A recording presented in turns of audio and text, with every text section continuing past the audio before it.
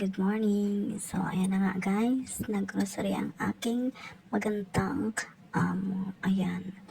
Sobrang dami niya pong pinamili. Ayan, at nilalagay ko na po sa mga ref para hindi po sila madaling masira. Ayan. So, halos lahat na nga nang wala dito sa loob ng bahay, sa kusina, ay pinamili na po niya. Ayan, good for 1 month po yan. Pero yung mga sa mga ginagamit pang luto, hindi po talaga minsan aabutin ng 1 buwan kasi araw-araw dito nagluluto. Ayan. So, ipapakita ko sa inyo kung ano yan ang mga pinamili niya.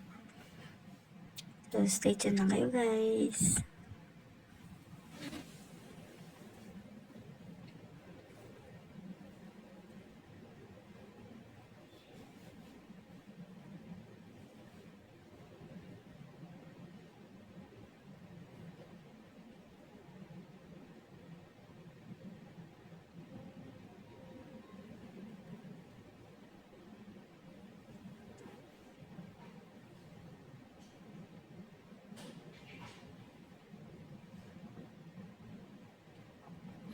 At dito na nga tayo sa may mga tissue. Ayan. Ayan po. Iba't iba pong klaseng tissue yan. Merong pang banyo, merong pang kusina, meron pang sala. Ayan. Yung mga roll na maliit. Ayan. Kadalasan ginagamit yan sa banyo. Siyempre. Tapos yung mahahaba naman na roll ay pang kitchen. Ayan.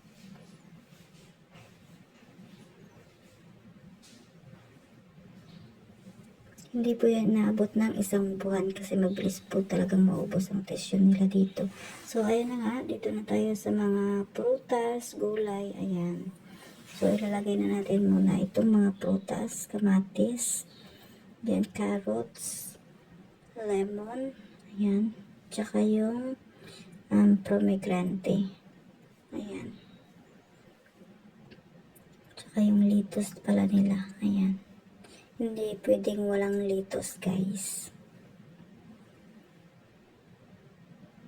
Ayan, yung orange nila. Yung amo ko kasi mahilig sa orange, kaya nagpipili talaga siya ng maramihan.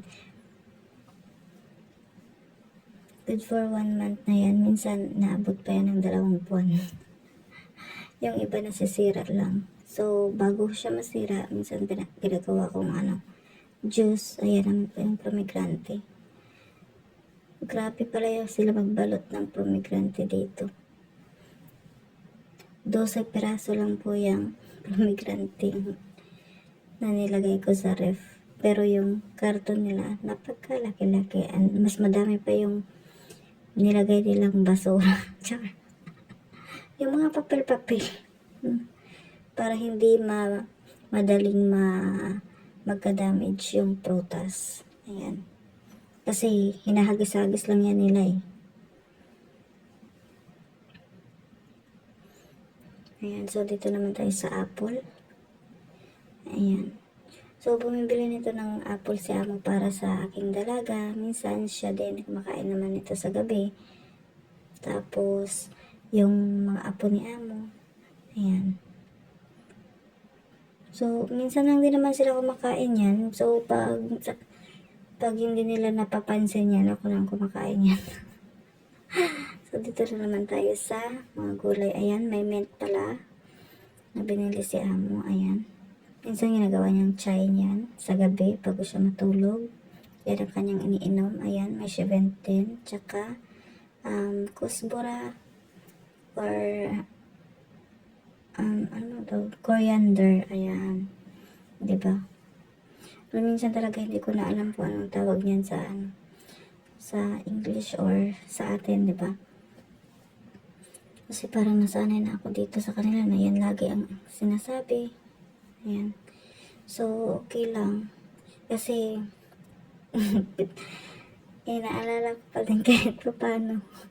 Pero meron talagang iba na ang hirap-hirap ko kalalahanin kung ano nga yung tawag dito sa atin. Ganun. Pagtatanong pa talaga ako. Tapos, kwento pala ako guys. Yung First time ko dito, unang dating ko dito sa kanila. Siyempre, hindi pa ako marunong mag-rabbit noon. So, yung amo ko, may pinako sa akin sa sa ref.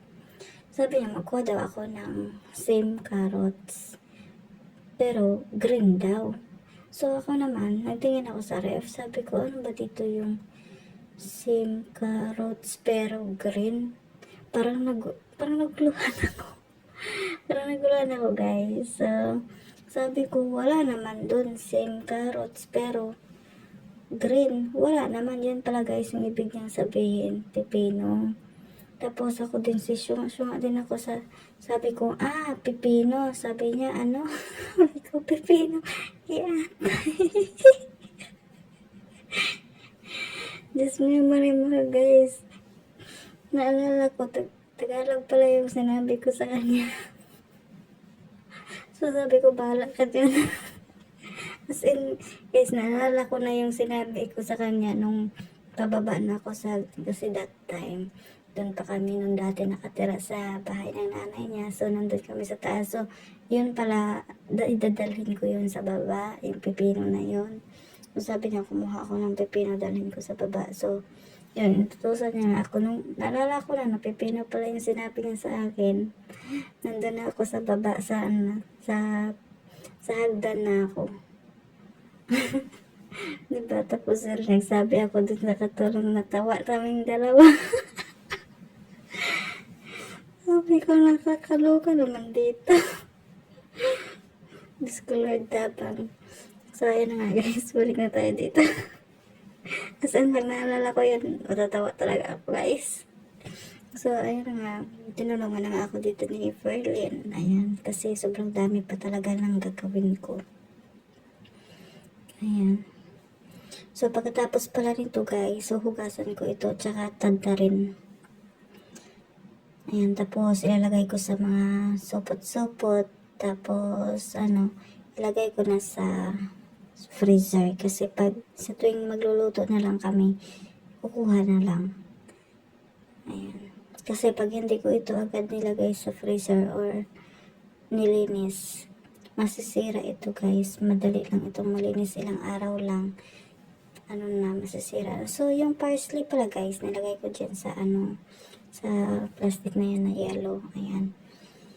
Kasi, pang lang yan, pang gulay nila. Yung salata nila kung tawagin dito or vegetable salad. Ayan. So, itong mint naman, ayan, pinagtatanggal ko na rin. Ayan, nilinis ko na, hinugasan ko na at ilalagay natin yan sa itaas ng cabinet para mabilis siyang mag-dried. Ayan na nga. Umakyat na ako. Ayan. So, 2 araw lang yun guys. Tuyo na yun. So, dito naman tayo sa shebent. Ayan, tinadtad ko na. Ito yung ginagamit nila minsan sa meatballs pag yung sasabawan nila ng ng cream or yung rob or yogurt. Ayan, pag ganyan guys, nag-alanganin ako sa sasabihin ko. Niisip ko yun kung ano yun sa atin. Kasi hindi ko alam, sasabihin ko Arabic ba or English or what. Basta yun na yun. Basta shebent siya. Tapos yun, nilalagay siya sa laham, yung meatballs. Ayan, kung gusto nilang sabawan. Tapos, sa isda din, sa hipon, ayan. Tsaka ito pala yung coriander, ayan. Sila yung shebent, nilalagay yan sa hipon, tsaka isda. Ayan.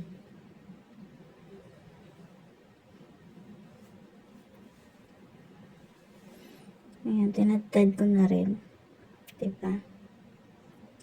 At nilalagay ko na sa supot-supot. Ayan. Isang supot na yan guys or plastic. Isang lutuan lang din.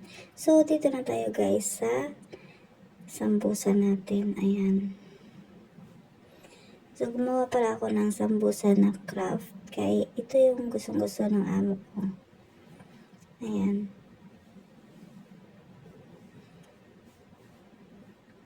Kasi minsan, ito lang yung kinakain niya. So, ayun nga guys, nilalagyan ko talaga siya ng karton doon na may pangalan pa ng craft. Kasi, Sa dami ba namang ng sambusa na nandun sa ref.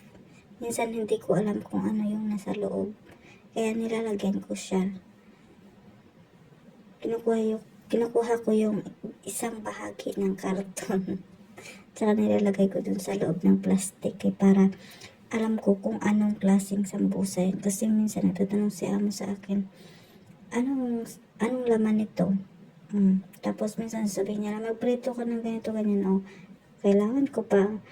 Nung una kasi, hindi ko nilalagyan. So, nalilito ako sa sobrang dami. Meron kasi sambusa craft or Jabin Asmar, tawag nila. Asfar. Ayun. Tapos, merong pizza, merong chicken, merong Jabin Abiet, merong or Jabin White, or cheese white. Ayan. Tapos, meron din na cheese na may mint. Ayun. So, nalilito ako. Tapos, meron din yung pang sweets. Yung pang sweets, ang nilalagay ko doon, Jubin Kiri or cheese na kiri. Tapos, maliliit lang yun siya guys, yun yung pang sweets. So, peperituhin ko lang yun. Tsaka lalagyan ko na yung syrup na asukal. Ayun. Kaya nalilito talaga ako guys. Ayan, nagtry pa pala ako magprito. Ayan. Kasi nag-request yung kaibigan ko na nasa Dubai. Nag-request siya kung paano prituhin. Ayan, nag-video ako. Sinend ko ito sa kanya. Sabi ko, ganyan lang pagprito niyan. Huwag masyadong sunog kasi habang mainit pa yan, mas pupula pa yan siya or mag-brown pa yan siya. Ayan, kasi pag nasobrahan mo yan sa brown dyan sa mantika, pag tinanggal mo na, iitim na yan pag ahon. Ayan, kaya sabi ko, ayan lang. Tapos yung asawa niya kasi guys, ano yun, kanaw, ayan. So, gustong gusto daw to ng asawa niya, yung ganito. Kaya sabi ko sa kanya, gumawa ka din. Ayan. So, dito na tayo sa sala. Ayan. Kasi nagsilayasan yung mga amo ko, kaya nagawa ko lahat-lahat ng aking mga trabaho sa buong araw. Ayan. Ayan. So, may coin pa nga. Ayan po yung dumi sa ilalim ng mga upuan. And so, hindi ko pala yan tinanggal talaga yung buong upuan na yun kasi sobrang bigat po talaga. So, yung ginawa ko ay, ayan, tinanggal ko lang yung mga foam. Ayan na nga. At may tumawag pa sa akin. Ayan. Si Jowa Irish yan. Tapos may marama sabi ko sa kanya mamaya na. Kasi magkaiba na talaga yung oras namin guys. 9 hours na ang pagitan. So pag umaga dun sa kanila, gabi dito. Or tanghali. Ayan. So ayan na nga. Balik na tayo sa aking paglilinis. Ayan. So kunting oras lang talaga ang meron kami ni Jowa Irish. Mabawi na lang pag off niya. Pero syempre, pa din ang oras namin. Konti lang. Ayan. Kasi, sa umaga nila doon, patulog pa lang ako dito. Tapos pagising ko, gabi na doon sa kanila. Kaya, konti lang din. So, ayan nga guys. Ayan, punas-punas na tayo. Ayan.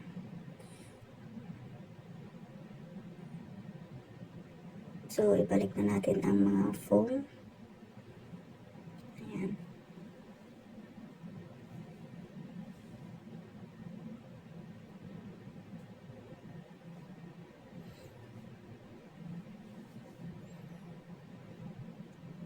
Itong sala na to, once a week lang ito ginagawa. Nililinis yan dyan kasi twice a week may bisita. So, yung mga bata talaga ay makalat. Kaya maraming mga dumi-dumi dyan sa ilalim. Ayan. Kahit yung mga minsan may mga sinisiksik dyan na na mga tissue, mga balat ng mga kinakain nila. Ayan.